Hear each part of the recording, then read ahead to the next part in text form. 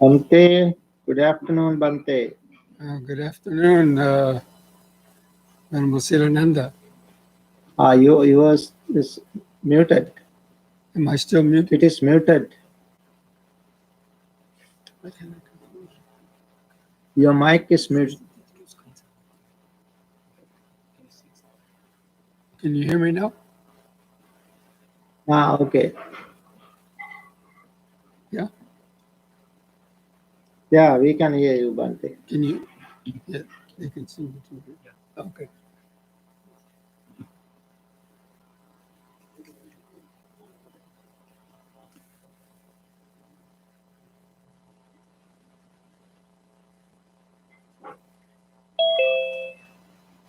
I'd like to say hello to Gamini.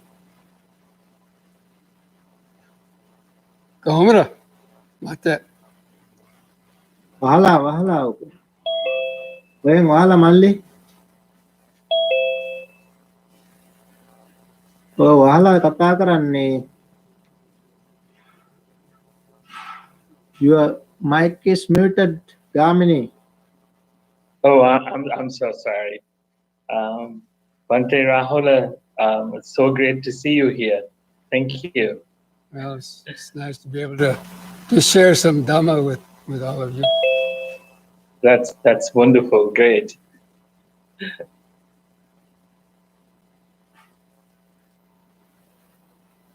So I want to know what was the topics that you talked about last week, Venerable Silananda. Bhante Silananda discussed about what is mindfulness, and he gave a brief descriptions about mindfulness, and also how to develop mindfulness and why we should develop mindfulness. And then he discussed about how to apply mindfulness and clear comprehension in daily life, and daily routing as a leader. And also we discuss about duties of a leader to his or her companions. And then lastly, we went over 7 undefeated factors for the successful existence of a company or institution. So first hour, he went over the literature using sutra. And then we did practice of mindfulness for around 30 minutes. And then we had a discussion for another 30 minutes. So our last session was totally of 2 hours. So it sounds like you already got a pretty well-rounded introduction to that subject. I don't know what I'll be able to add to that.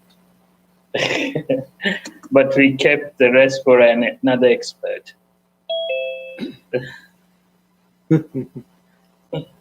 So do you have that shared screen up there? Because I was giving, should we start now?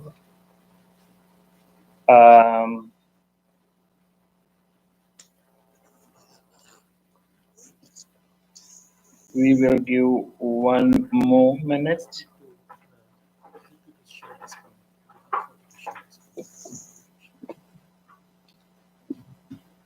I had something to put up on the shared screen.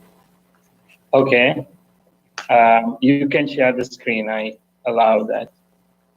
Which is an outline of the questions that Venerable Silananda had given me as sort of topics for my talks.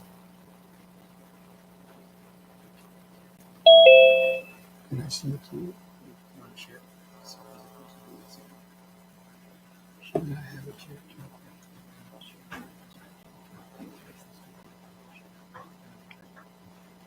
So we're ready to begin? Is everybody here? Yes, we can begin. And I will go ahead and introduce Bhante Rahula. And again, thank you very much for everyone joining again. And I hope you guys enjoy and practice mindfulness with our last session. And today we have Venerable Bhante Rahula. I will give a little description about Bhante Rahula. He was born in Southern California, and later he went to Sri Lanka to become a Buddhist monk. Bhante Rahula practiced and shared mindfulness meditation based on original teaching of Buddha and mindful yoga exercises. And after returning from Sri Lanka, he came to help Bhante Hena Pulaguran Ratana to establish the Bhavana Society Forest Monastery, where he served as a vice abbot from 1986 to 2010. Now he is teaching Dhamma and leading retreats around the world. Bhante Rahula has taken on the role as managing director and chief meditation teacher at the Lion of Wisdom, Pansiha Meditation Center in Gettysburg, Maryland. He has also written a number of books. One of his most recent books about meditation is Body and Mind Connection, a manual about the integration of simple yoga and movement with Vipassana meditation. Last week, you guys remember we talked about Vipassana. And then Bhante Rahula has also written other meditation manuals like Cutting Through the Self-Delusion and the Way to Peace and Happiness. And also there is a third revised edition of his life story, One Night Shelter from Home to Homelessness. That is the autobiography of an American Buddhist monk, and it was published in 2004. So today, we are very much fortunate to hear directly from Bhante Rahula. So please join me to welcome Bhante Rahula for our workshop. Bhante Rahula Avasarai. Well, I'm happy to have this opportunity to be here and share with you some of the things that I've learned and practiced in terms of the Buddhist meditation and the teachings of the Dhamma. And I hear that you in last week's program you already had some introduction to that, so I might be able to add a little bit some other perspective on the practice. But I was given the three questions or three topics to try to cover in these today and in tomorrow's program. Now, the first topic was what the Buddha said about mindfulness. Now, I don't know if I think Venerable Silananda might have already gone over that, but you have that shared screen. Here's it. So you might see a shared screen come up. And so what the Buddha said about mindfulness, just in a short way, is, can you all see that shared screen? Monks, yes, we can. this is the direct path for the purification of beings, for the surmounting of sorrow and lamentation, for the disappearance of pain and grief, for the attainment of the true way, for the realization of the Nibbana. And Nibbana basically means mental freedom and freedom from the rounds of self-created suffering. And what are those four foundations of mindfulness? Your contemplation of the body, contemplation of feelings, contemplation of the mind, and the contemplation of mental objects. So that's the way in short, the way that the Buddha has defined the mindfulness. But the primary focus of the mindfulness, again, is to overcome sorrow, lamentation, pain, grief, and despair, or the various types of suffering that people experience.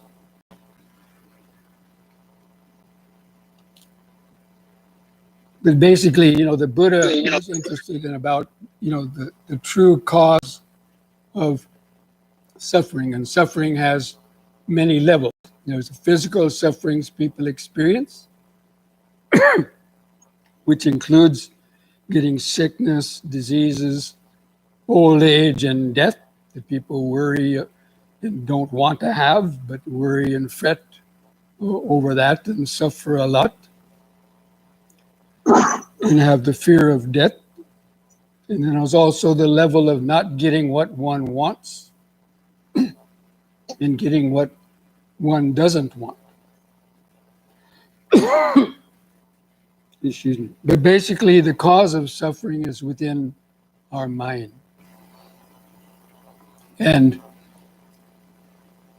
so to understand what the causes, what bring us suffering, both physical suffering as well as mental suffering. And mental suffering involves also, again, not getting what one wants and getting what one doesn't want. And it's not being satisfied. Most people are not satisfied with what they have. They always want more. And in the pursuit of that, people develop a desire and greed to want to have more and more pleasurable things, more and more comfort. And the mind is never satisfied. It always wants more and more. And even with people that already have so much, again, they're not satisfied. And so this continual thirst and wanting new and more things leads to a lot of stress and problems. And also about the anger and hatred that people have in their minds. And actually, the root causes of suffering are greed, hatred, and delusion. And delusion means not knowing the truth about our mind. And so I want to kind of start out with giving the verses of the Dhammapada, the verses of what the Buddha spoke about the mind, that all actions are led by the mind. Mind is the master. Mind is the maker. If one acts or speaks with an impure mind, then suffering follows, as the cartwheel follows the foot of the ox. And in the same way, if one acts or speaks with a pure mind, then happiness follows, as your shadow follows you around. So in these two verses basically lie the crux of the whole practice of what we call the Dhamma. And the Dhamma is really the natural laws of the universe, you might say. It's the natural laws that kind of govern the operation of our bodies and mind in this world and in our interactions with others. And it's popularly called the law of karma. The law of karma now is a popular term here in the Western world. People use it kind of in different ways. But it means the causes and results, or the action and reaction. And the Newton's law is connected with this. Well, it's similar to the law of gravity. If you throw something up, it comes down, and sometimes with a big thud. And so if you throw something out of your mouth, it goes out and mingles with other people's minds, and then like a boomerang effect, it comes back to us in one way or another, with an equal or opposite reaction. So it's similar to the law of gravity. but it's also connected with the Newton's law of every action has an equal and opposite reaction. And so actions that are based on selfish greed and attachment, or actions based on anger and hatred, and actions based on delusion, which means not knowing the truth and being caught up in all kinds of, theories and, to use a modern term, conspiracy theories or something as that, cannot be proved. But anyway, I don't want to get into that. But basically, what it's pointing out is that everything really comes from our mind. And that's where the practice of mindfulness plays its important part. And we can see how greed, hatred, and delusion ruins people's lives, personally as well as causes misery to their loved ones, and even within workplaces and everything else, people not being able to control their emotions, basically, and holding on strongly to their opinions and ideas and so on. And that's what basically creates all of the conflicts that we find in the world, within conflicts within families, conflicts within workplaces, within societies, and so on. So the practice of meditation is the Buddha's main practice for learning how to get a hold of our minds. Most people know that their minds are caught up in greed, hatred, and delusion and bad habits, repetitive, unwholesome types of habits. We get addicted to various certain things, whether it's drinking, smoking, other types of unskillful, vices or whatever, or just repetitive habits that drain a lot of our energy and get us caught up in all kind of conflicts with others, and also get caught up in guilt, worry, remorse, and fear for having done things that we know we shouldn't have, and not doing things that we know we should have. So as we read in that first opening statement, that the practice of mindfulness is for the purification of beings. That means the purification of the mind of these unwholesome habits and attitudes that keep our mind in a repetitive patterns in the way that we interact with others. And most people don't know how to change that, because they've never been taught, or it's not overly emphasized very much. But so the practice of mindfulness, actually the word mindfulness is sort of self-definitive. Mindful, it means knowing what is going on in your mind at any one moment. But basically it also means present moment awareness. It means knowing what your body is doing and what your mind is doing from moment to moment. Normally people don't know that, or they're very vaguely aware of it. And for most people, there's a split between their body and the mind. Their body's doing one thing, but their mind is doing another thing.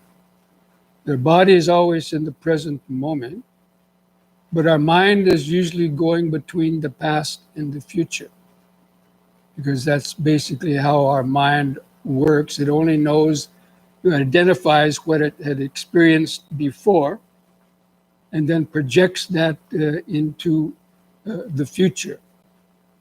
And because we're never satisfied with the present moment, the mind is always thinking about and planning the future, and based upon what it experienced in the past. And so that creates a lot of imbalance. And so most people don't even know what the present moment really is. And, the practice of mindfulness is also called meditation. So it's one of the practices of, meditation. You've all heard about meditation. There's so many different kinds of meditation. And every religion has maybe its own types of meditation practice or even other philosophies. But the word meditation itself is very interesting.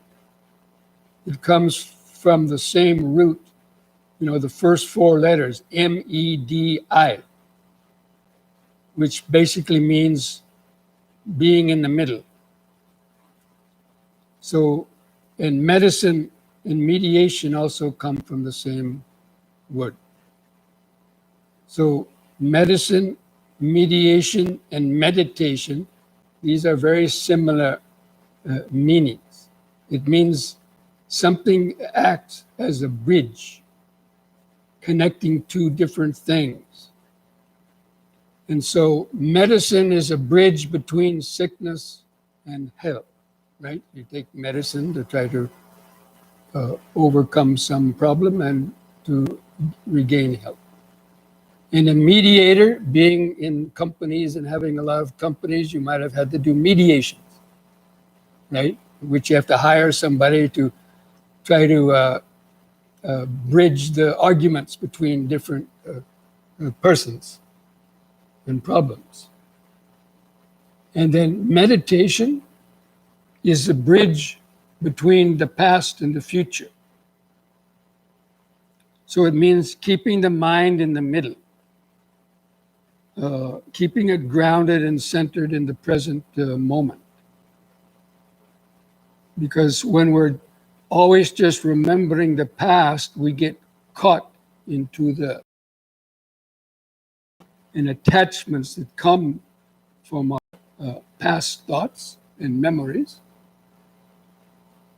So you might remember somebody did something to you in the past, and you remember that, that person, and then you project that into the future. If I see them again, I'm going to do this or that, right? So that's just a simple example about going to the past, remembering the past, and projecting that into the future. Now, sometimes that might be all right, but many times it isn't. And it keeps on perpetuating cycles of behavior and reaction. So basically, mindfulness meditation is about keeping the mind in the middle. That means in the present moment. But most people don't have no idea what the present moment is. And that's why if you also read on the shared screen, if you read that, the four foundations of mindfulness are the mindfulness of the body, mindfulness of feelings, mindfulness of the mind, and mindfulness of the mental objects, which is a little bit harder to understand. But and so the Buddha chose the body as the starting point for meditation, because basically the body is always in the present moment. It's always just here. Like right now, your body is sitting there in a chair in your house.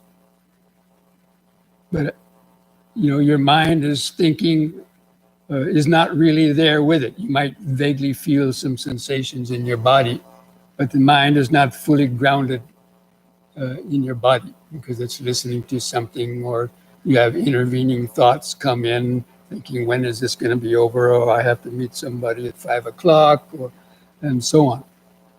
So,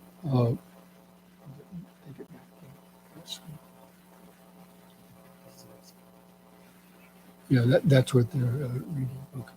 So anyway, so the practice of mindfulness is learning how to sort of be able to eventually be able to control our thoughts and to get more sort of a deeper level of awareness to the impulses that are affecting our behavior.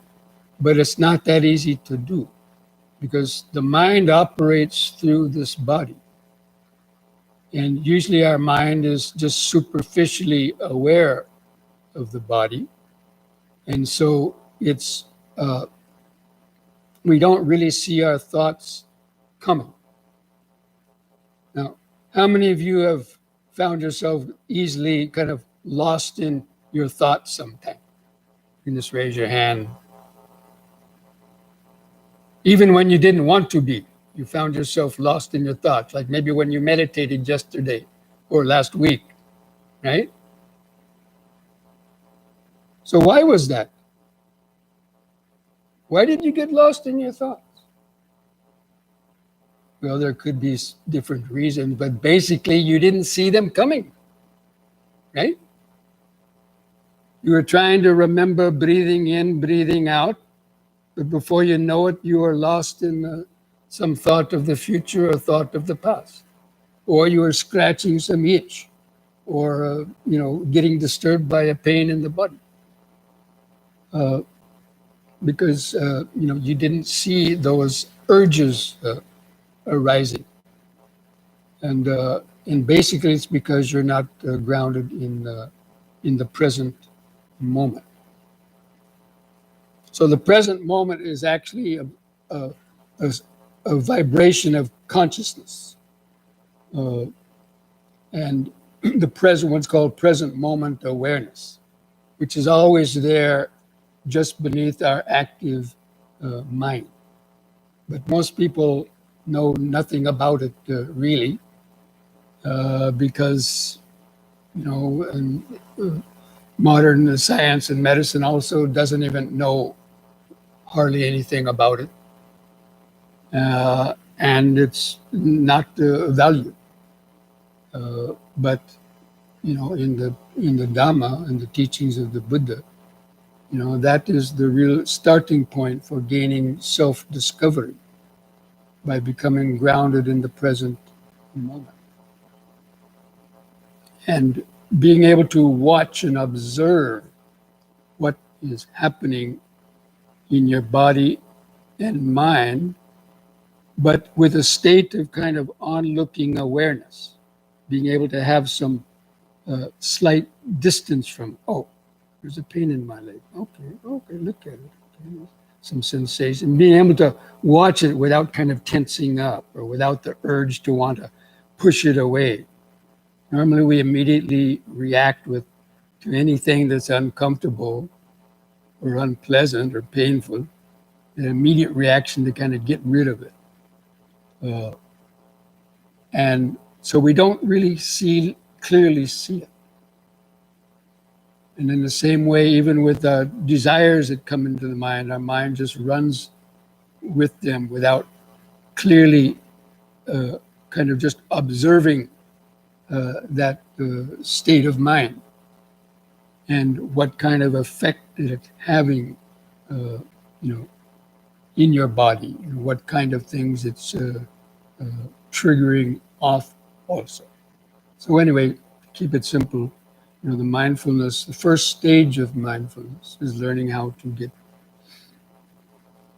grounded and centered in the present moment and to relax into the present moment and to just feel the breathing and body process and just learn how to actually just enjoy just being there with the sensations of the body and just being in that state of awareness. Of course, it's not something that comes very easily for most people, but it's a training. But and so because the body is the doorway to our mind. So if we want to see our thoughts and emotions and feelings more clearly before we've been pulled off by them, then first we have to be grounded in that in the body to be able to observe them.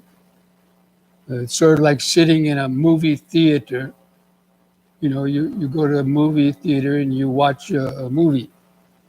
So you know that it's a movie and you're sitting in the chair. So when we meditate, especially in mindfulness meditation, in these 4 foundations of mindfulness that they've listed there, we are training ourselves to just watch the body, and then within the body all these feelings arise. Feelings means the pleasant and painful sensations, and we learn to watch them without getting sucked into them, and learning how to restrain the desire to scratch and itch, for example, and to observe how all these feelings are just arise. They last a moment or two, maybe a little longer. And if we don't try to grasp a hold of them, then usually they just vanish. And we don't have to let them bother us. But, like, for example, how many times a day do you reach up and, scratch an itch? Or you scratch something over here, or you hear a sound and you look over there, or you're kind of always moving around and doing, various things with the body. Anybody do that very often? Or, you're like this, or, Every time you do that, it's because you're trying to remove an unpleasant feeling. But normally we do it so unconsciously, we never think of it like that. But it's actually aversion. It's a form of hatred in the mind, a subtle form of hatred, that I don't like that. And even something as subtle as blinking. Whenever you blink, it's because there's an unpleasant feeling in your eyelid, and we just want to get rid of it. It's not that that sensation is going to hurt you or cause any harm, but it's simply that ingrained habit of wanting to remove any uncomfortable feeling. It starts with the body, but then when somebody says something that irritates us, a sound, the same reaction is applied to that. We don't like that irritating sound. Somebody insulted us. Somebody, gave us a face or something. And that aversion arises, and the mind immediately grasps onto it and, triggers off so many other things. So, therefore, the beginning stages of mindfulness is learning how to first learn how to become centered and grounded in the present moment, and then observe the various sensations that are coming up on our body from moment to moment, especially these kind of irritating ones, and see the urge. You see that urge to want to scratch, the urge to move, but training yourself to restrain that urge to move. And you realize, well, okay, this itch, this annoying thing, it's really not all that bad. When you're able to just watch it, watch a little itch on your cheek or something, or some other little sensation, and just, sensation. Yeah, that's cool. Yeah, I can do this. It's not going to kill me. And when you can actually see how quickly that sensation changes, you actually get happy. Oh, I did that.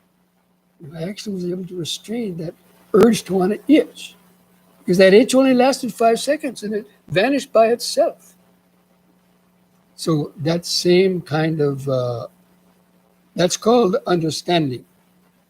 So that same kind of understanding can be applied to all other types of annoying situations. If something you hear, annoying words that you're hearing, maybe in your office or something, or smells. Maybe somebody couldn't take a bath in the morning, and you smell some odor, and you notice, and then thoughts about the person, and then maybe insulted. Why didn't you? And then get in a big argument, right? Out of what? Some very trivial thing. So, and these things, little by little, they add up. One or two is not going to, cause you to get all stressed out and get angry and so on, probably. But it builds up like water drops dropping off a roof, and they accumulate. And most people don't know how to release it.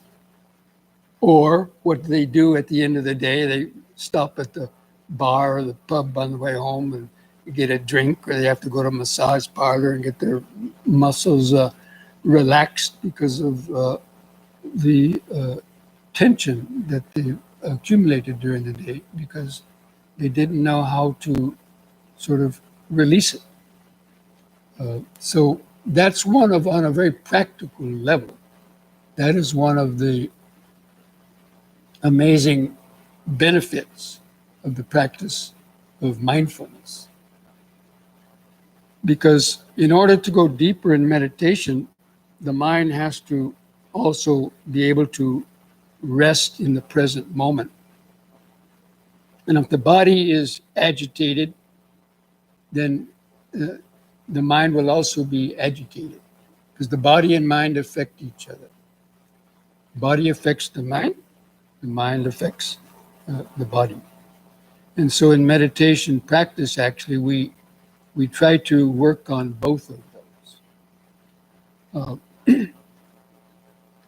So anyway, getting grounded in the body helps you then to observe these feelings and urges that arise, to observe these unpleasant sensations before they've taken you away, and to be able to just notice, itching, or sound.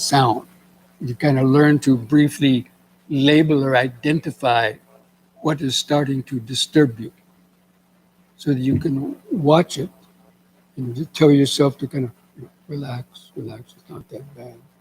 And then learn how to just observe your reaction. And you'll see how very quickly it will vanish, or that you'll get distracted on something else and forget all about that other thing. So this is just kind of the beginning process of developing the mindfulness. So mindfulness of our feelings, pleasant and painful feelings, because these trigger off our thoughts and memories. And all this is happening in a very high speed within the nervous system. And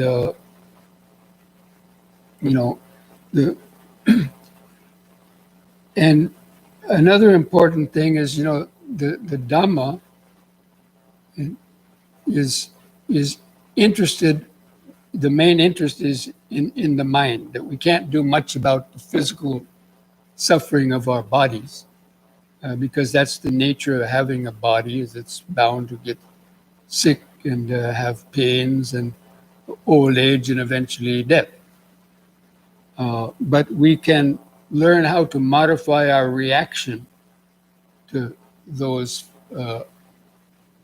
things, that natural causes of life, and to not suffer so much.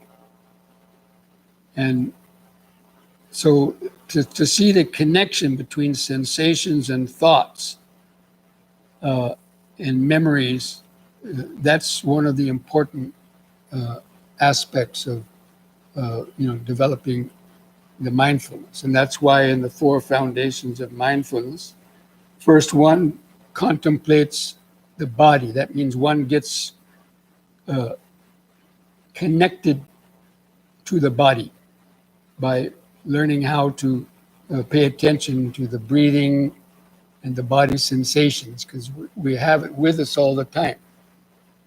You know, we were born, this body, we have it with us 24/7, 365.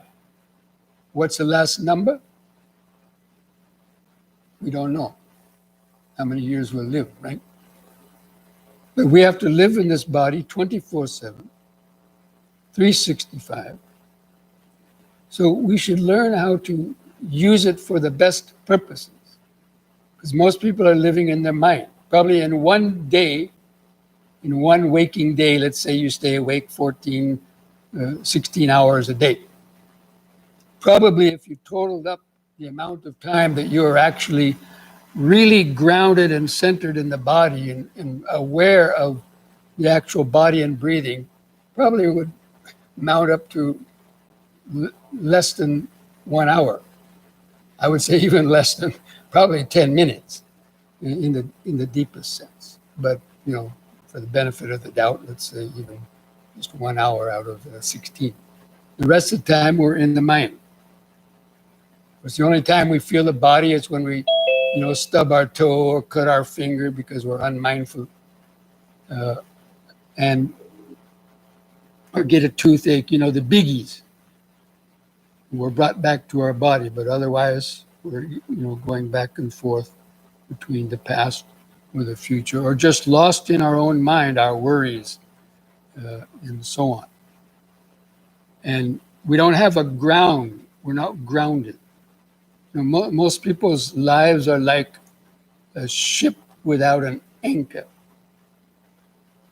So whenever a storm comes up, if the ship doesn't have an anchor, if the wind is coming from the north, the ship is blown to the south. The wind is coming from the south, the ship is blown to the north, in the other directions. And, you know, that leads to, you know, collisions. And we're in a harbor. If the boats, a lot of boats in a harbor don't have an anchor and a hurricane comes up, you know, they crash into each other and capsize. And so that's why the body is considered the anchor to the present moment. And in the present moment, there's no thoughts of the past and future, really. And all problems are problems of the past and future. Try to think of any problem that you have and see if it's not connected to the past or future in some way. Okay? I'll give you 5 seconds. Freely speak up if you found something. You'd have to think really, really hard, probably. Well, that deadline I have tomorrow.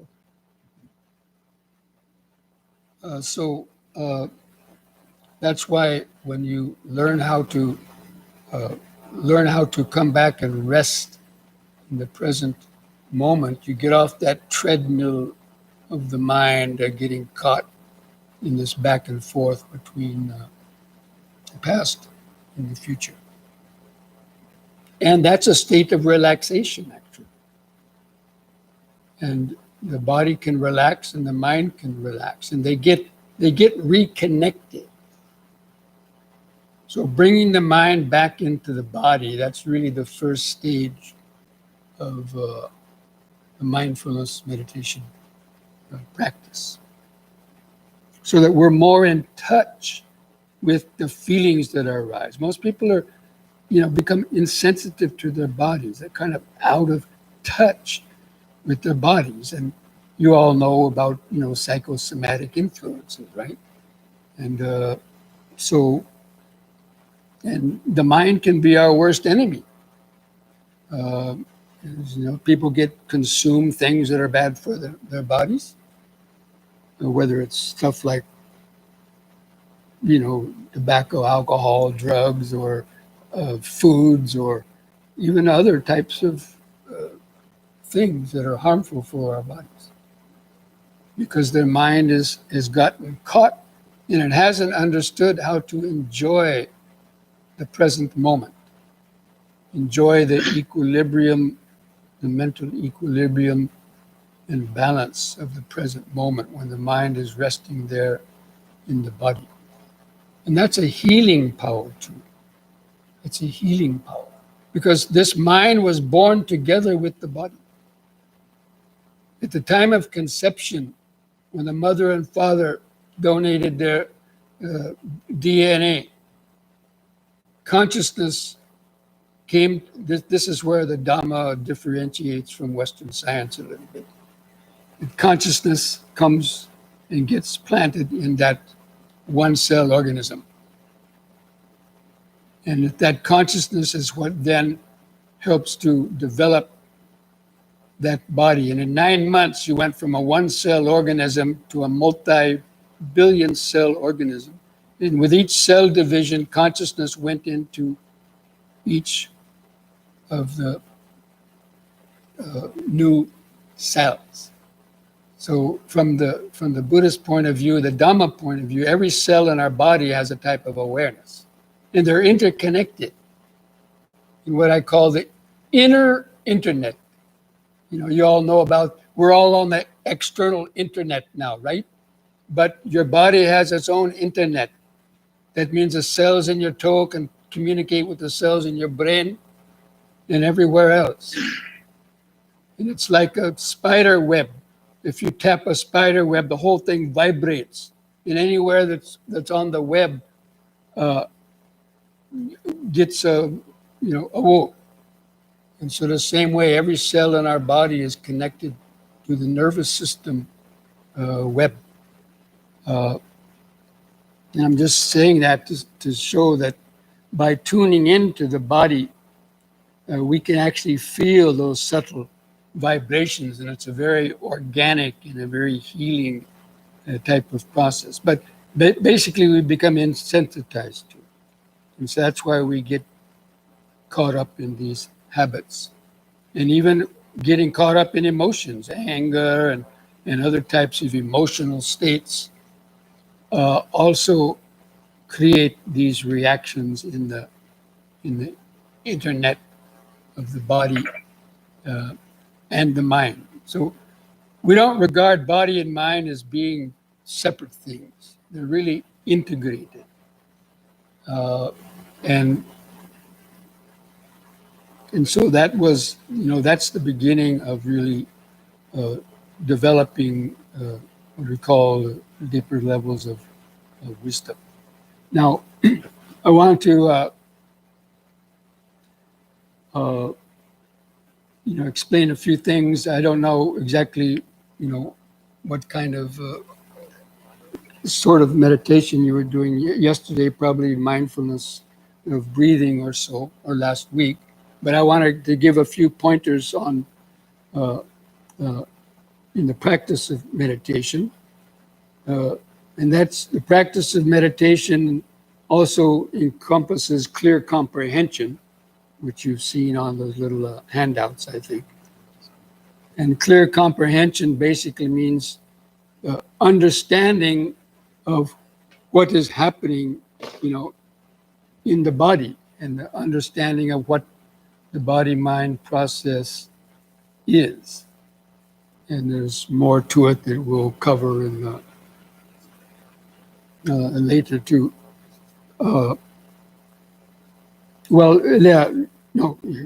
Okay, so look at this contemplation of the body on the shared screen.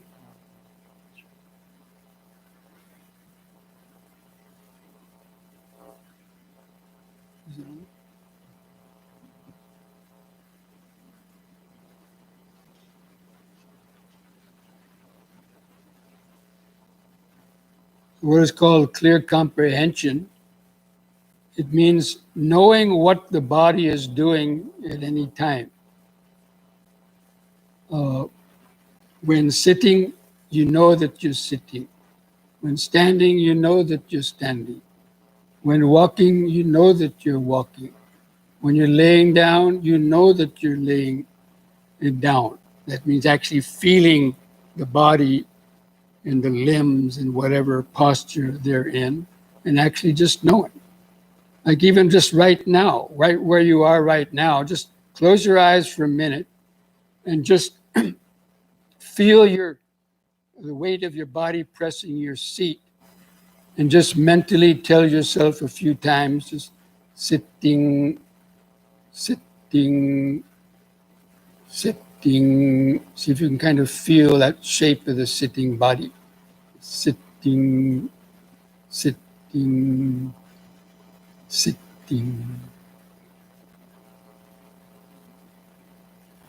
Now, if you could do that for even 10 or 15 seconds without any intervening thoughts, then you would immediately start to feel some change in the vibration of your mind, because it's out of the past and the future at that point. Anyway, that's just a very just one example, and that's what we're going to be actually practicing in this period of in the meditation that we're going to be doing shortly.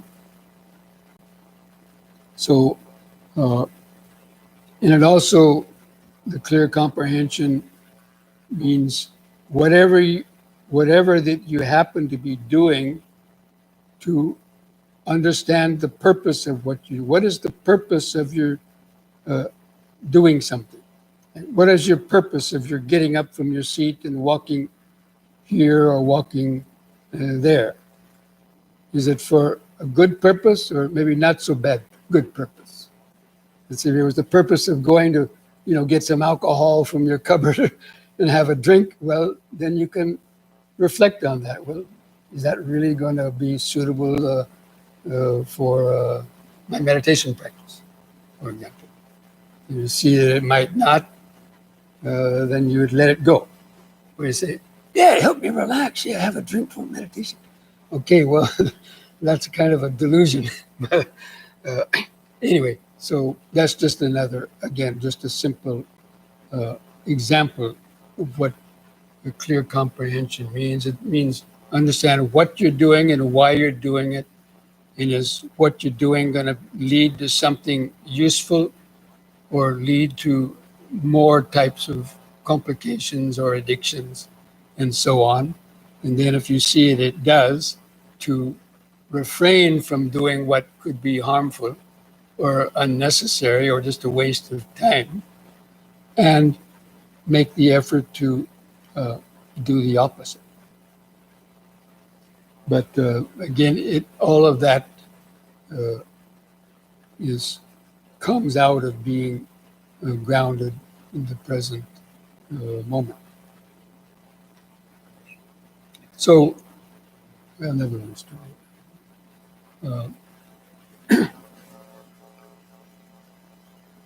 They might have. Did you read this yesterday in your teachings, Venerable Silananda, already? Okay. So in this meditation that we're going to be doing today, the sitting posture is going to be one of the main focuses of attention, as well as the breathing. And mindfulness of breathing is one of the more popular forms of the meditation to develop a concentration. Now, there's two aspects of meditation.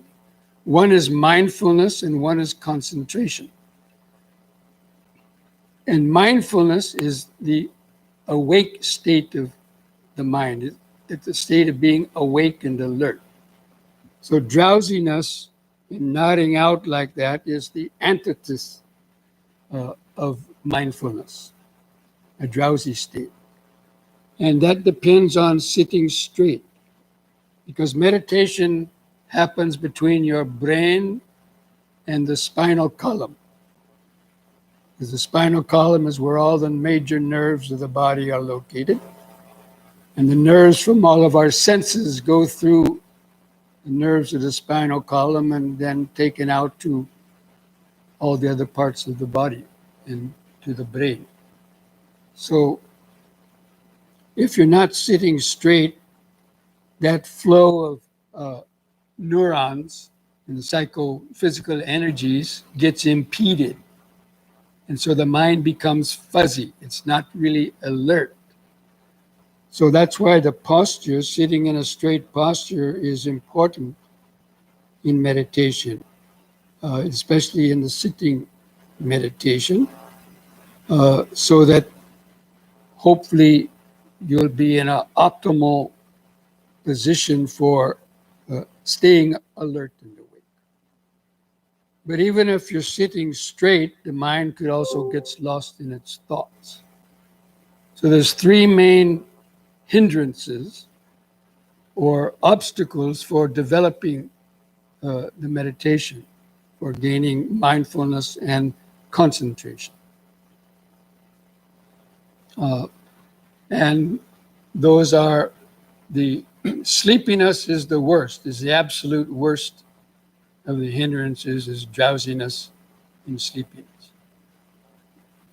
The second one is physical pain, because usually for people who are not used to meditation, sitting still for a long time, and especially if you don't have a good energy flow and so on, and the joints and muscles are stiff, the energy can't flow, and that's how you get aches and pains in different muscles and joints, is because the energy is not flowing. You know, the blood and the electromagnetic energy through the body gets impeded. And this is where yoga plays a very useful role in helping to keep the body in a good level of flexibility and energy flow, to minimize the pain. You will never get rid of it totally, because after sitting for 30 minutes, 45 minutes, you know, even advanced meditators get pains, but their mind does not get disturbed by them so much. You learn how to acquiesce to them. You learn how to build up a pain tolerance. And the third main hindrance is too many thoughts, what we call monkey mind. The mind, you know, just jumping after different types of thoughts, getting caught up in worries, anxieties, and so on, the past and the future, jumping around like a monkey through the forest. They're just latching on to anything that catches its attention. So overcoming those three hindrances is actually the main work in meditation for many people, at least in the beginning stages, or even in the intermediate advanced stages too. These hindrances can come. So the mindfulness is being alert to when the hindrances are coming. And so like when you catch yourself starting to nod out, the alertness would say, nodding, or sleepy. It would kind of alert you like an early warning signal. And so you can then try to straighten back up. If your head was slouching, your spine was slouching like this, you'd notice that, slouching, and then mindfully kind of straighten back up to a nice straight posture, and then again refocus your attention on remembering sitting and breathing. Or when you start to get caught up in thoughts, you would notice, thinking. You'd be able to recognize that you're thinking. Most people get caught up in thinking, but they don't know they're thinking. Really, they're so caught up into it, in the content of it. But instead, in mindfulness, it's just a reminder, thinking. You learn how to try to watch it. This is a thought of desire, or the mind's getting angry now, or making whatever judgments that's maybe coming into the mind, and you learn how to just briefly kind of note that. And it helps to create some detachment to it and realize it's just a habit bubble of the mind. So like that, that's where the mindfulness is important to use. It's like a watchdog. It's like having a watchdog in your mind. If you have a watchdog at your house, what is a watchdog used for? To keep away strangers? or alert you when a strange coming to the house. So the same way, in meditation, the strangers are sleepiness, pains, and useless thoughts or distracting thoughts. And so the mindfulness is like, woof, woof, wake up, sleepy, sleepy, thinking, thinking, pain, pain. Oh yeah, okay. And you can watch it, relax around it, and then maybe it'll vanish very quickly. Instead, you could have been lost in that particular agitation, sleepiness for 10 or 15 minutes without even knowing. So that's why mindfulness is the first stage of mental development. And it leads to concentration. So concentration is also the mindfulness and concentration are the two mental powers that we cultivate in the meditation practice. There's a third one called wisdom, but that comes later. But mindfulness comes first because if you're not mindful, you won't be able to become concentrated. So the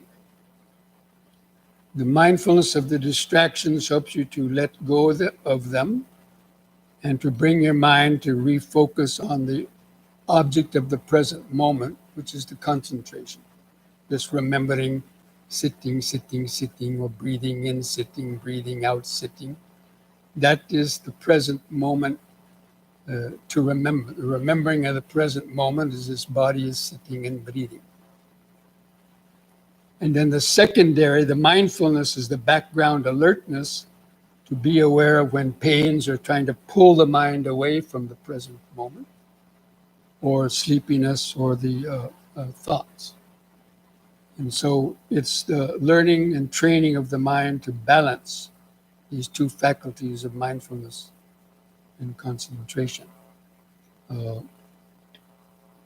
And these will be also very valuable in using in your work life as being a CEO, and learning how to deal with all of the people that work for you and or under you and so on, and dealing with the myriad amounts of problems and stresses that come up, to have that ability to have that mindfulness and concentration practice to minimize a lot of unnecessary problems and agitations from that. Okay, so we're going to now take a few minutes break, so you can use the restroom if you need to, or to drink a little water. And then, because I've already mentioned this, before we actually sit to meditate, we're going to do a short standing and a few little stretches as a type of awareness meditation, and then sit for sitting meditation. So y'all open for that? Y'all game for that? Right? Okay. Sounds good. Okay, Yes. so we'll come back in a few minutes, okay?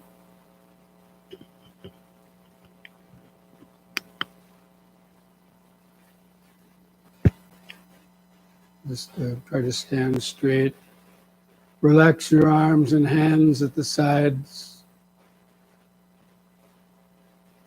Gently close your eyes and bring your attention down to feel your feet pressing the floor. Or imagine and feel the height and the weight of the body over the feet.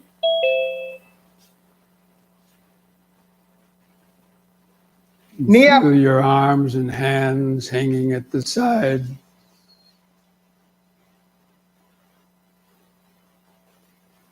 You feel where the clothing touches the skin on different places.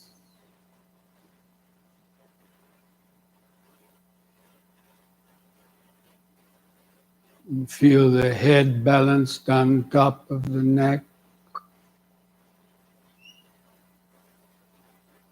Try to keep your chin lifted up level with the floor. Just try to mentally feel that outline of the standing body. And then begin some deep, slow breathing. It'll take 3 seconds to slowly expand your abdomen, rib cage, and upper chest. Hold the air in the lungs for 2 seconds. And then slowly breathe out, feeling the relaxing contractions of the out breath. And feel the last bit of air go out of the lungs. Just take a few more deep, slow breaths like that, thinking like this to yourself. Breathing in, letting go of the past and future. Breathing out, standing here and now. Breathing in, letting go of the past and future. Breathing out, standing here and now.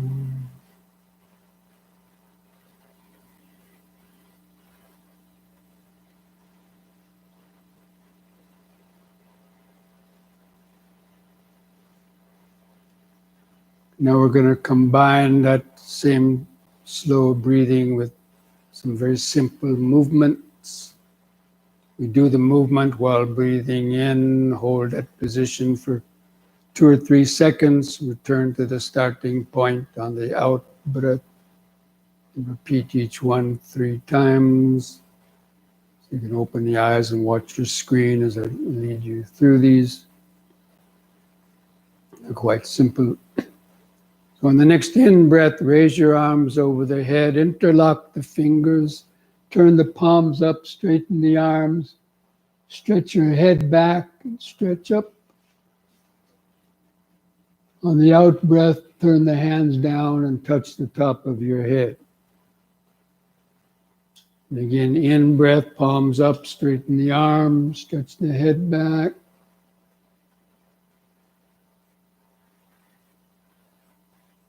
Out breath, touch the top of the head. Once more, 3rd time, hold that upward stretch longer.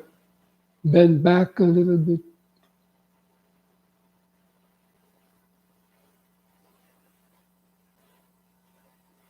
In the out breath, release the hands, lower the arms back to the sides. The out breath, relax. Gently close the eyes, just focus on the feet, pressing the floor.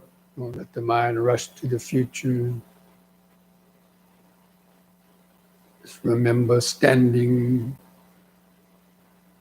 standing, standing, present moment of the body.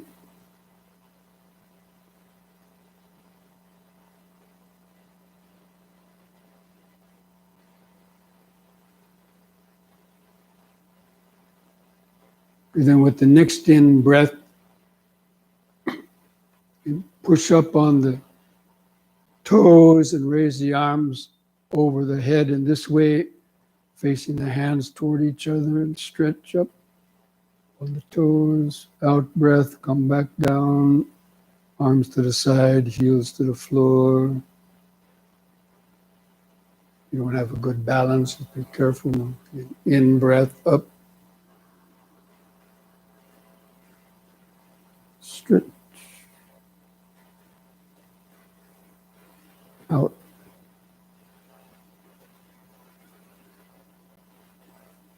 Use the breath to help lift and lower the body. In breath.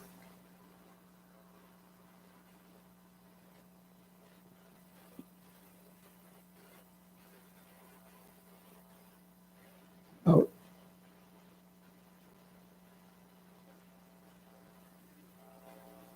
Just relax. You just feel the feet pressing the floor. And the arms and hands at the sides. Try to feel the increased subtle pulsations or other sensations. Feel where the clothing rubs against the skin, the body. Just letting go of your thoughts. Just let the thoughts come and go in the back of the mind. Keeping the sensations of the body in the front of the awareness. Standing, standing, standing.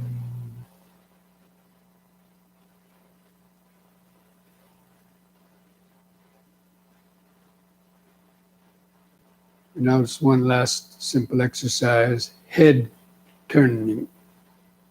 On an in-breath, turn your head to the right as far as you can, or to look over your right shoulder. On the out-breath, turn 180 degrees back to the left. Look over the left shoulder, concentrate into the neck vertebrae. You got a stiff neck, so be careful. An in-breath back to the right.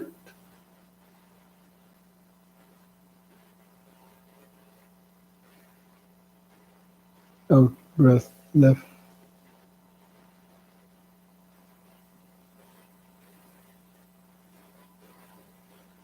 In breath right.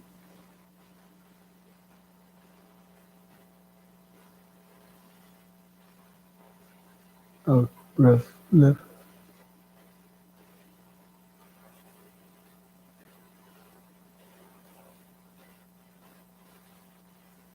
And the next in breath, let the head stop in the middle. Gently close the eyes. Try to feel the whole body. Try to feel that organic aliveness. The inner body. You can feel the subtle pulsation.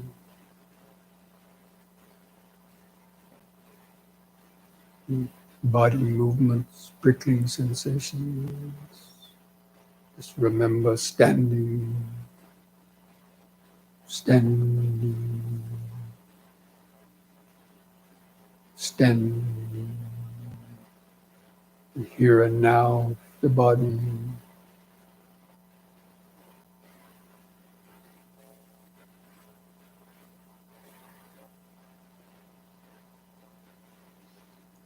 Okay, now we'll go ahead and come back to your seats for our sitting awareness.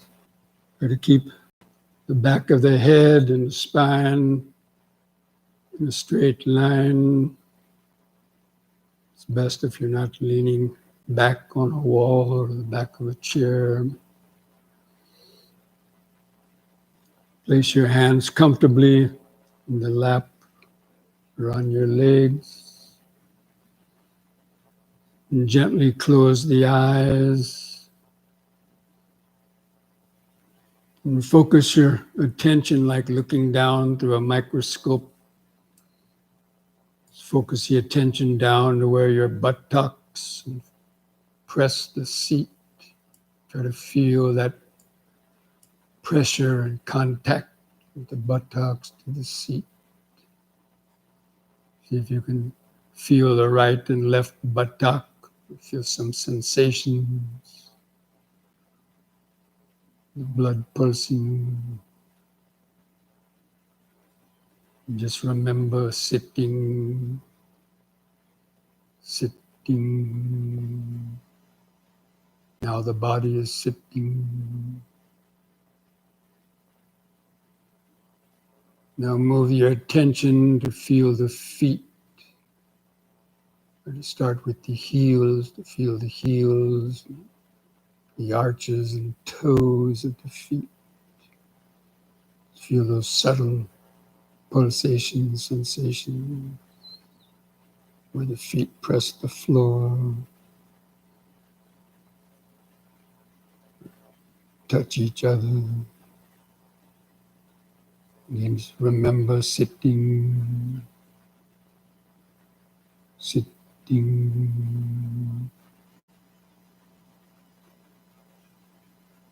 sitting.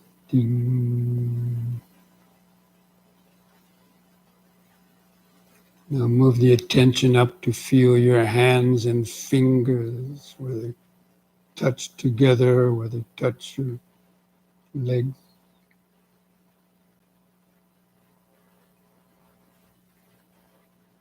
So you can notice the outline of your thumbs or fingers. Feel a subtle pulsation.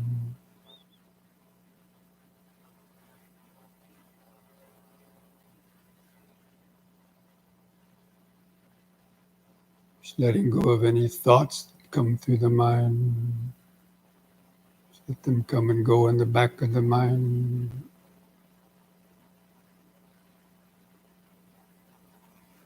Keep feeling the body.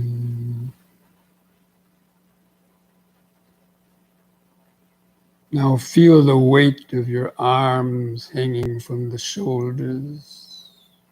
Relax the shoulders. And feel where the clothing touches the skin of the shoulders or arms.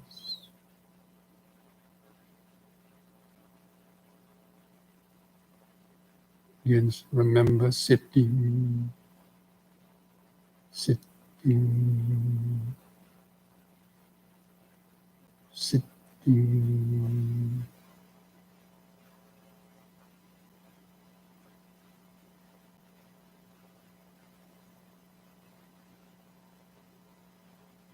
You now feel the head balanced on top of the neck. Try to keep the chin level, parallel with the floor.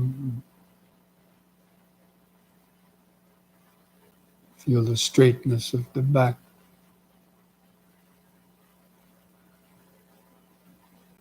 Now just feel your face. Feel the skin of the face stretched over the front of the skull.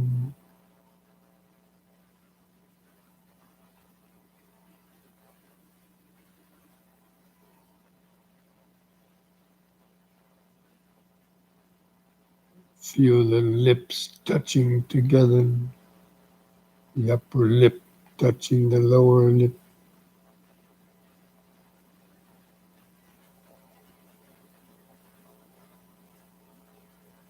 Feel the sensation of dryness or moistness in the lip.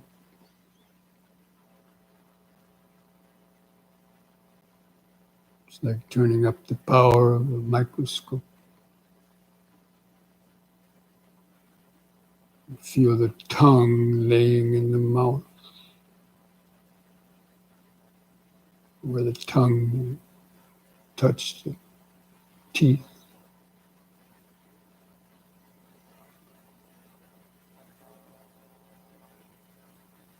Just remember sitting, sitting.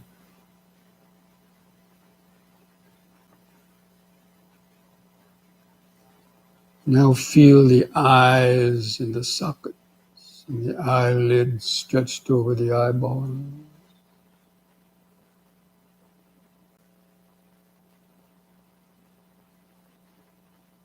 Try to feel a subtle eye movement, the blood pulsing in the capillaries, the eyes or eyelids.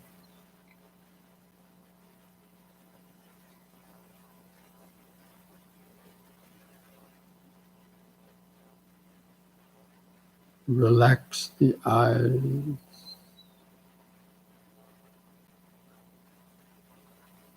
You might see some light or color or a mental image or just darkness.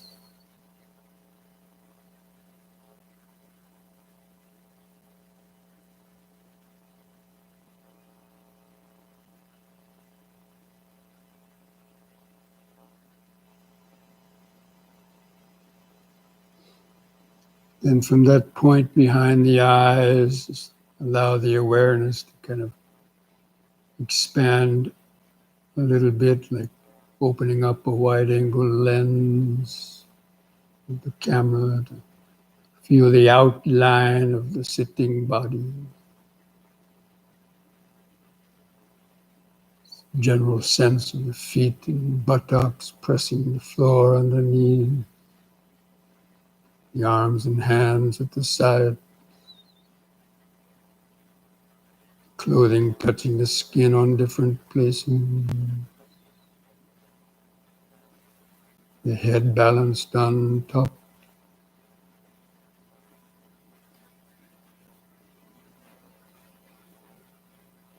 And try to hold that outline of the sitting body in the mind's eye. Just remember sitting, sitting, sitting. Now again, begin some deep, slow breathing like we did during the yoga exercise. Let's try to take 3 seconds to slowly expand your abdomen, rib cage, and upper chest. Hold the air in the lungs for a couple of seconds to feel the pause and feel the relaxing contractions of the out breath, feeling the last bit of air go out. Let's take a few more deep, slow breaths like that, cultivating this basic mindfulness. Breathing in, letting go of the past and future.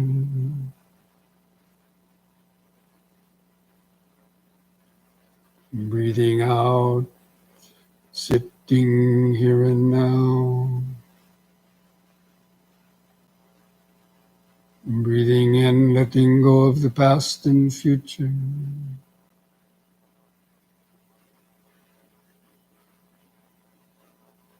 Breathing out, sitting here and now.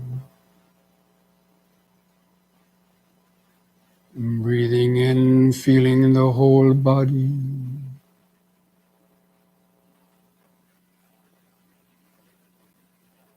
Breathing out, feeling the whole body.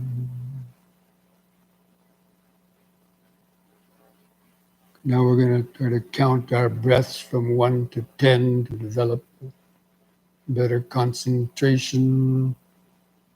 You can continue taking some deeper breaths to help stay focused. With the next incoming, expanding in-breath, mentally count to 1. Feel the pause. With the contracting out breath, so count 1. Next in-breath, 2.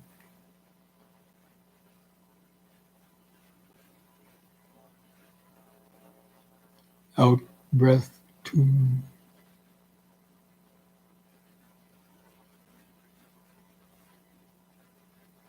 In breath, 3.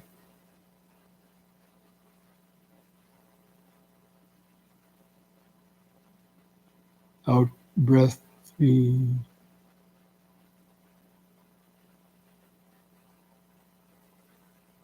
In breath, 4.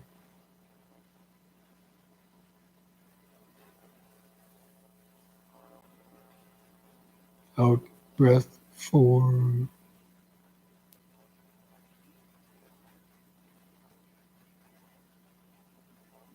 In breath, 5.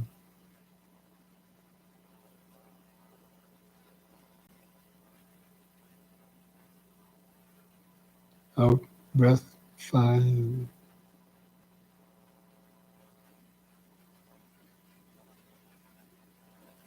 In breath, 6.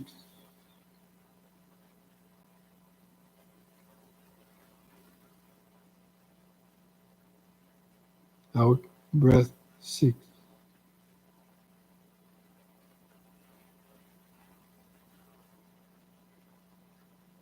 In breath, 7.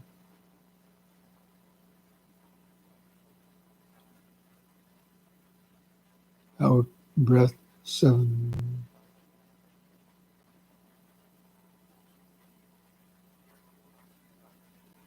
In breath, 8.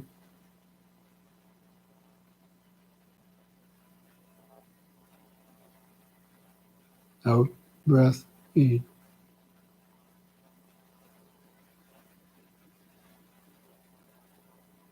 In breath 9.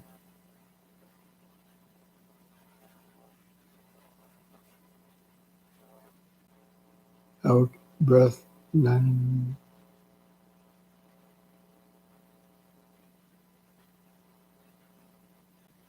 In breath 10.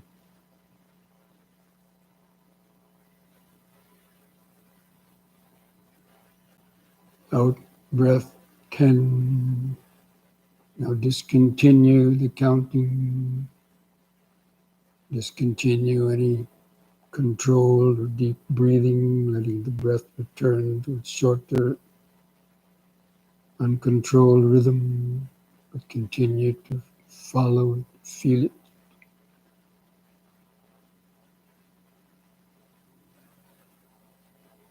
Start to feel the 4 phases of expanding in breath, brief pause, contracting out breath, the brief pause. Just knowing that the breath is coming in and knowing when the breath is going out. You know it by feeling it. You feel where the clothing rubs against the skin of the stomach, rib cage, or chest, causing friction and sensation. That's how you know that you're breathing.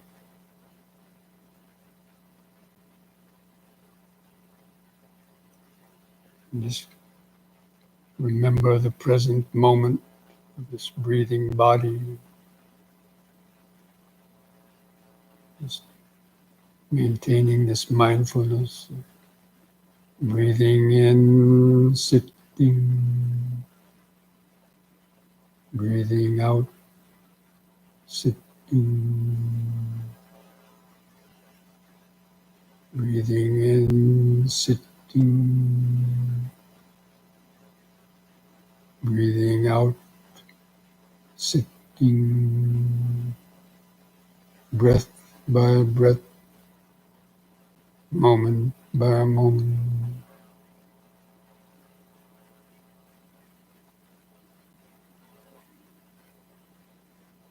Especially with each out breath, feel the mind getting more relaxed and centered in the body.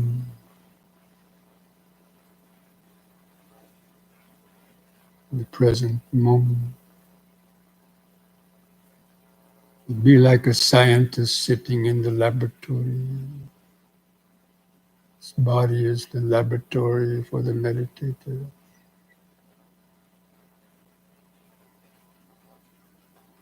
Try to see how each breath is different. Sometimes longer, sometimes shorter. Sometimes the in breath is longer than the out breath. Or the out breath is longer than the in breath. It's always changing.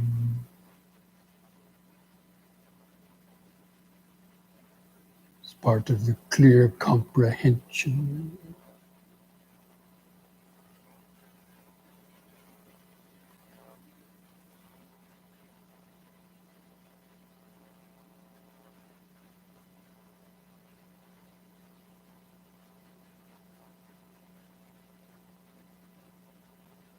Breathing in, sitting.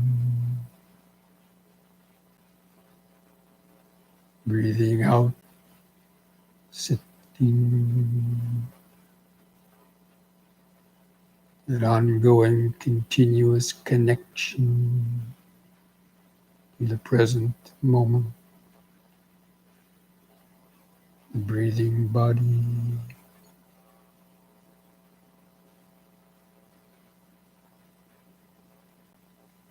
Here and now.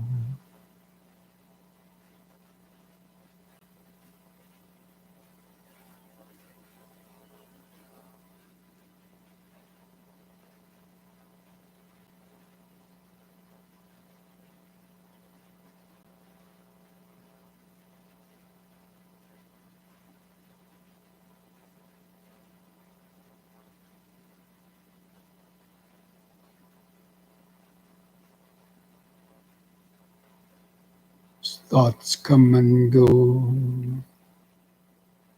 Sensations come and go. Sounds come and go.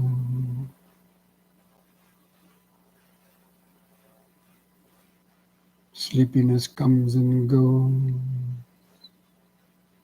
These are all just the continuous flow of change and impermanence through this body and mind. Just underneath all of that change and impermanence or mental chaos is the parallel dimension of awareness, the natural present moment awareness.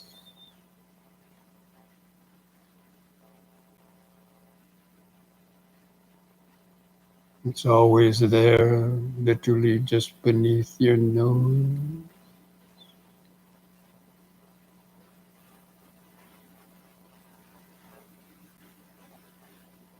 Breathing in, sitting. Breathing out, sitting.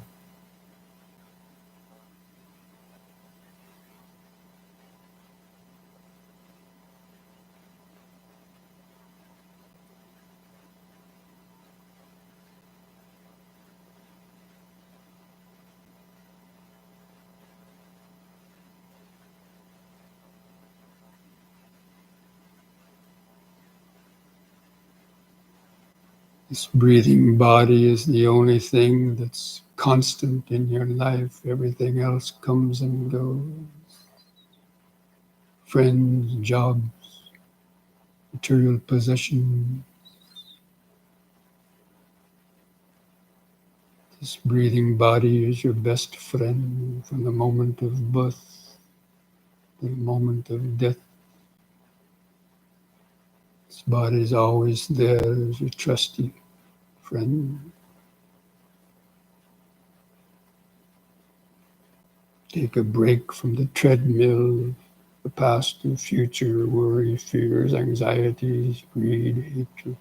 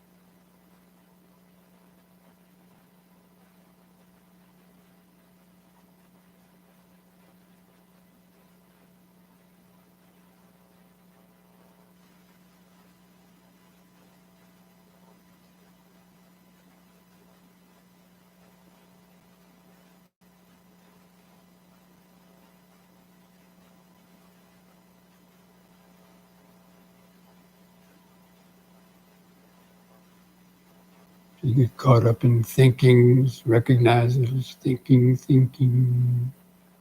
Just let go of the thoughts. Take a deep breath. Get grounded, centered in the body.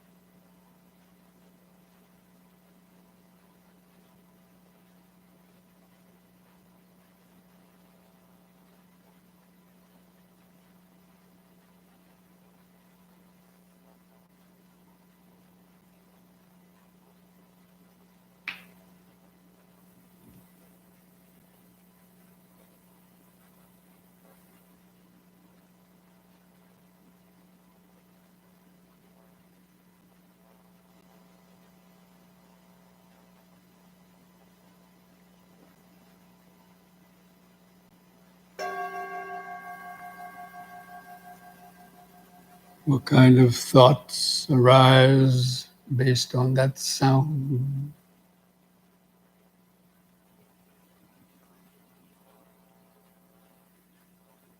Now to finish the meditation, you slowly come out of the meditation by place the hands on your edge of your knees. And take one more deep, slow breath as you breathe in. Stretch your head back. Pull against the knees to arch your spine backwards.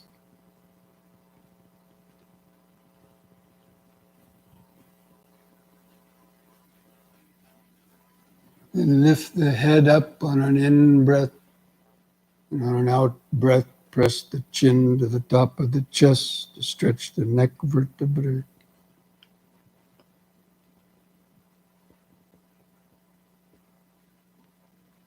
And lift the head up level on an in-breath. And relax on the out-breath. Still try to keep the attention lightly focused on the body, connected to the body. While you open the eyes.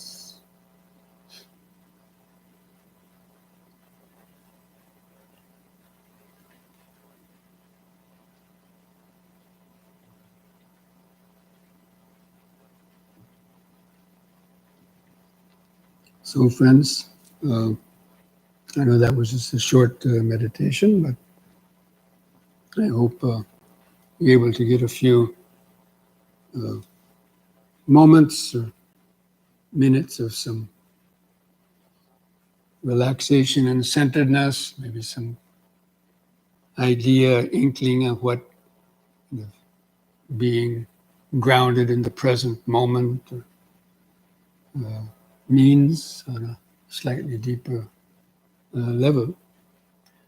Now, we're supposed to keep this last part of our program open to see if there's any questions that any of you might have.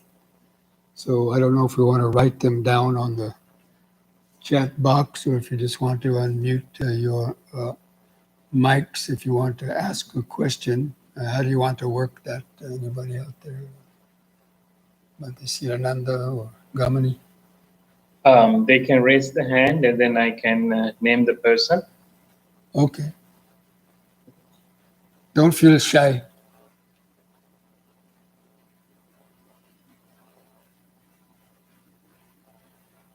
Could be any question about, the meditation practice or any of the kind of the psychology or philosophy behind the practice of meditation that we've talked about. Or any difficulties that you might have in the meditation.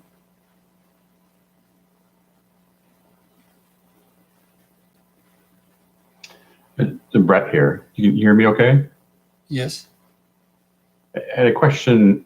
I thought about this last week and it came up again today. But so as a leader, I would say that part of our job is not being satisfied with today and recognizing that there could be more or better in the future and working towards that. How do you balance those two needs in your role? Well, not in my role, maybe in your role. Not in my role. In the business world, of course, that's the nature of the business world, and especially it's a CEO's job, I suppose, to have goals and continually expand and meet the goals. It's driven by economics, of course, and demands of the higher ups or whatever. And so, yeah, it's a stress. I assume it's it can be stressful, especially having to deal with employees that maybe, in your opinion, might not be performing as well as they could be. And that's, so it's a balance, it's a balance, especially people in your position. It's a fine balance because you depend on your employees for production. And learning how to skillfully deal with them and make them feel relaxed and feel their self-worth, and to do things that encourage them to perform, but not to stress them out too much. So there's a balance that has to be achieved in wanting to know, yes, there are certain goals, but is that ambitious goals at the expense of the health, mental health, or productivity of your worker bees that you depend on? And you all know that if they're sick and not feeling well, that creates lots of other tensions. And so mindfulness helps you to also reflect on yourself and saying, are these goals really realistic, or is this person faking their illness or their other things? There's so many things that go on in the business world. Unfortunately, I don't have any personal experience in that much myself, but nevertheless, even within monasteries, there's similar kinds of things sometimes.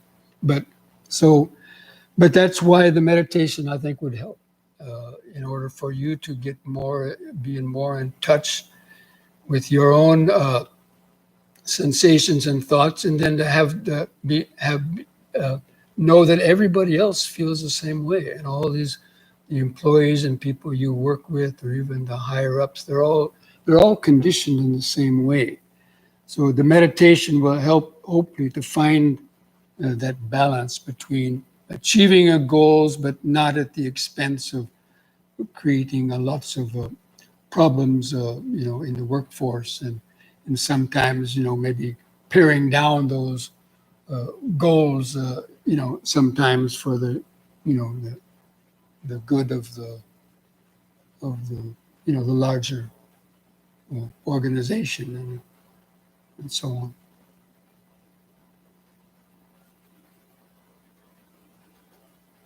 Thank you.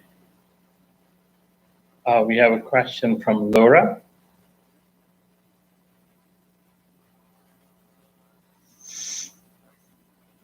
Thank you for that session. I enjoyed it.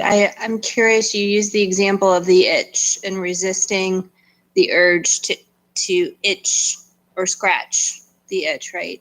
And then there was great achievement or sense of accomplishment in resisting that and arriving on the other side. So is the goal of this to appreciate the kind of the conflict between clear conscience and not, or is it almost seems not having it allows you to arrive at a higher place, but I don't know if the goal is to continuously live in that clear conscience, or is it to understand how to get there and to live in that paradox of non-clear conscience? I hope that makes sense. I don't know if my goal is to continuously be there, if that is what you've achieved in your life. Only a fully enlightened person would have that clear presence and consciousness 100% all the time. But a realistic goal would be to have it 10% of the time, because most people probably have it only 1% of the time, if that. I'm talking about the real kind of a deeper level of that. So it's something that we work toward. And so, we start out small and just try to work on, through a daily practice. And once mindfulness, because mindfulness, that state of presence is already naturally, that's your birthright, basically you were born with that. A baby was born basically in present moment awareness, without thoughts of the past or future. But he loses that after the first 6 months or a year when he starts to focus in the external world. And of course, that's necessary, but no one ever told him, hey, don't lose that totally, keep a hold of that, stay, come back, every hour, come back for a minute and just feel the present moment. Allow your mind to rest in the present moment. you know, but no one ever told us that. So now the average person knows nothing about that. And until they get so stressed out that, you know, that causes so many other problems. And tomorrow, in part of my talk and meditation, I'm going to be talking about that and how to develop this little by little. But, you know, every time you just pause and just, you know, can let go of the past or future and just freeze in your tracks, take a deep, slow breath, and just remind yourself, oh, yes, standing. You know, even if it's just for the length of one deep, slow breath can relax your mind and body somewhat. And if you can do that for a whole minute, you know, every hour, this is what I call an M&M. I'm going to talk more about that tomorrow. But, you know, that's a specific kind of training tool that we use, you know, in the practice to help us. Thank you. We have one more questions from Dr. Ludema. Bhante, Rahula, thank you for being with us today. My question is, over the last week, I've been trying to practice what Bhante Silananda taught us last week, particularly the meditations. And what I'm finding is that, you know, thoughts do come through my mind. And, you know, sometimes they kind of come in and I let them go and they go away. But other times I want to hang on to them because, you know, they may be new insights about a particular problem I'm facing at work or a particular issue I'm having with my wife. And to be in that meditative space and allow sort of new thoughts and ideas and insights come to me has helped me move forward in a better, more healthy way. And I'm just curious what words of wisdom you might have about the balance between letting thoughts just go or staying with them for a little while. There has to be a little bit of both. The negative thoughts we let go of. The thoughts that are unproductive and are just thoughts of, you know, desire, aversion, judging, comparing, and so on, or some kind of negative one. But sometimes you do get insights, and sometimes you might have been working on a problem. How am I going to? And it'll pop into your mind during meditation. I've had that happen many times, and I go with it sometimes. If it's something that, you know, some insight, that was because if you let it go, sometimes you forget it later on. It's like a camera lens opening and closing real fast. You know, your mind can get an insight. Oh, wow, and it was gone. Oh, yeah, that was such a nice thought, you know. So, yeah, there can be time for that. If it's, especially if it's dealing with some personal issues like relationships or, you know, even at work. If it's sounds like it's, you know, kind of a new idea, you can ponder it for a bit, but don't get too lost and carried away by it. But you can ponder it a bit. And then once you got some clarity on it, let it go. And then come back again to get reconnected to the present moment. But you shouldn't let it get too much of a habit. Otherwise, you'll spend the whole period, you know, doing that. But yes, you know, you can do it. Very good. Thank you. Yamini, I have a question. I can't find my raise the hand function, but is it okay to ask a question? Go ahead. Okay, thanks so much. Thank you so much for that practice. I have a question about the tone of voice you use, and I'm curious how you make the choice to say something like standing, rather than, I mean, there are hundreds of choices we could make, but I'm curious why you might not also say standing. Saying what? Something, do you feel the difference between saying standing, it gives me the feeling of being everything is very neutral. There's nothing, like, there's no wonder in it. And so for me, I'm a little more interested in saying standing, like I'm alive. Whereas saying that standing, that very flat tone, Because that's the basic feel knowing. less alive. Wait, can I just finish my question? Okay. Yeah, it's like it has kind of a numbing feeling to me. So I'm curious about your choice. Well, it's just the way that I've been cultivating this, because it's a neutral. Normally, we're always thinking in these terms of, trying to qualify different experiences or add something to it. But in the pure knowing mind, the pure awareness, it's just that the body is sitting in this moment. It's just sitting. But naturally, you will feel the life force. If your mind is in the present moment, you'll feel that aliveness. And then if joy arises, you're aware, okay, joy is arising, happiness is arising. What is the cause of this? Oh, it's present moment awareness, because I'm not thinking of the past or future. And so this is the way you can kind of analyze some of the experiences, which is also part of the Vipassana and mindfulness practice. But it's called bare attention. So the technique is called bare attention, that you don't want to add any emotional tone, because that is part of your personality. And that's not what's just the bare facts, ma'am, as Sergeant Friday used to say on the TV show.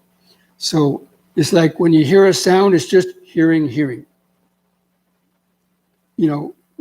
Enjoying it or hearing a bird, that's other mental activity. That's not the pure experience of just the pure knowing. So just hearing, seeing, if you saw a mental image, smelling, tasting, thinking. But, there is a place to then analyze these things if the mind gets carried away by them. But it's just a way of keeping the mind connected to the present moment. Just breathing in, sitting, breathing out, sitting. These are the pure, continuous, physical, nearly constant vibrations that are always there in the body. And it's just to anchor the attention so that you can then notice things going on in and through the sitting body. Then that's when you observe, painful sensations you hear a sound. But if the mind is connected to the non-emotional, just basic knowing, that acts as an anchor to when the mind does want to then starting feeling angry about something or liking something and so on. Yeah, thank you.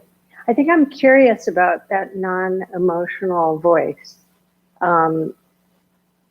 Because, I'm just curious what that non-emotional voice sounds like.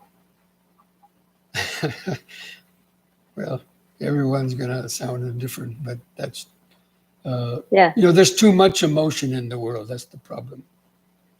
And people need to know how to get back to just totally relax in the pure organic vibration, elemental vibrations of our nervous system.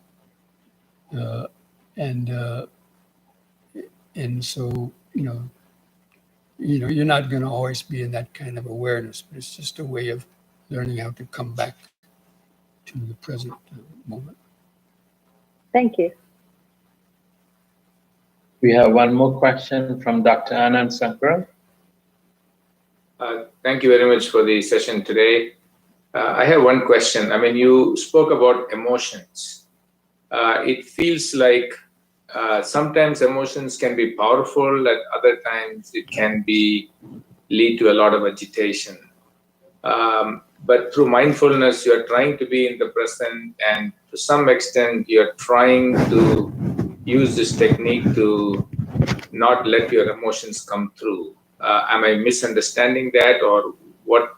How can? But a lot of them are not that important to waste your time getting carried away in them, right? And especially with CEOs or in the business. I mean, your employees, right? What's the biggest complaint? Employees, they spend too much time getting distracted, and they waste a lot of time daydreaming because they're not concentrated and they're not focused in the present moment. They get easily, doing this, 50 times a minute. How much time do you waste? Instead, if they can focus and feel these sensations going on around them, but not let that distract, having to stop your typing to eat something or to do something like this, which is totally unnecessary most of the time. You see, that's the value actually in the mindfulness training, is to see how we can conserve our energy and not waste our energy in useless distractions and just mindless sort of habits, so that we can put that concentrated energy to productivity and get more work done, isn't it? Yes.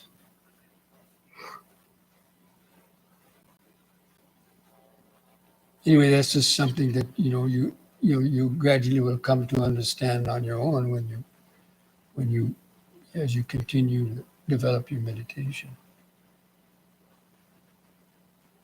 It's about conserving energy. Everybody wants to conserve energy these days. Change the light bulbs, turn off the lights, do this and then that. But what about the energy of our own mind and body? We only have so much energy. And people waste it a lot. We waste our mental energy by thinking so many useless types of thoughts, worries, anxieties, fears, and so on. That decreases productivity too, I'm sure. So to learn how to observe your emotions, understand how they have come up, knowing what feeds them, and knowing not to feed it if it's not necessary. Not to feed that anger by focusing on some person's qualities that keeps feeding the anger, or any other type of emotion. We understand the emotions, what strong pull they have on us, but we don't have to become a slave to them and to get carried away in them. We can just notice, getting angry now. Anger, okay, relax. Is it really necessary to get angry? It's some small minor thing, and try to let go of it, and so that you can come back and focus on what you were doing. Or if you remember, one of your relatives is sick or something, and start thinking about, their illness, you could spend 10, 15 minutes, but is it really going to do them any actual good that you're spending all that time doing it? You can do it later when you get home. So anyway, there's many ways that we can use the mindfulness practice to help conserve our energy and therefore use that for better productivity. And the goals can be reached. The reason why a lot of companies can't reach their goals is because the employees are too distracted, or they've got family problems because whatever, they're not being paid enough, or they're not getting sick leave, or there's myriads of problems in businesses and all that. We hear it all the time, and that's what contributes to deep productivity too. Am I wrong?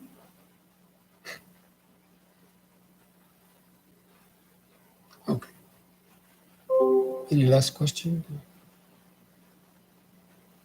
I think that's all for today, questions wise. And we will be meeting up again tomorrow, and it's the same Zoom link. And 1 p.m. Eastern Time, noon at Central Time. And we will see you all tomorrow. Please use the same Zoom link. And remember, so you have a journal entry to fill out. And when you keep doing the practice of mindfulness during your daily life, and if you recognize something, please log into your journal entry and just submit. That's very helpful for me for my data collection. And Thank you very much. remember this one little phrase: mindfulness a day keeps dukkha away. And dukkha is the Pali word for suffering. So to take off on apple a day keeps the doctor away. Mindfulness a day keeps dukkha away. And as your homework, try to get in at least a 20, maybe 30-minute meditation before going to sleep tonight. And Cool. whenever you're standing around, just having kind of waiting for something, just standing. Just bring your attention to feel your feet pressing the floor, while you're waiting for the water to boil, or whatever, waiting for somebody to come out of the bathroom or whatever. Instead of kind of just letting the mind get into unnecessary stuff. That's what's wonderful about the mindfulness of the body. There's always these short moments when we can just come back and reconnect to the present moment. Okay, thank you all for attending. We'll see you tomorrow then. Thank you, thank you, thank you. Thank you. You're welcome. Thank you, Bhante. Thank you.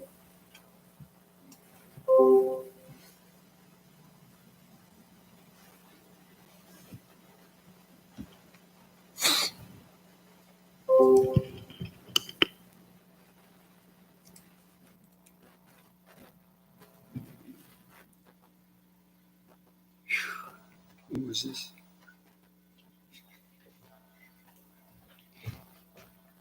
Oh, cool now.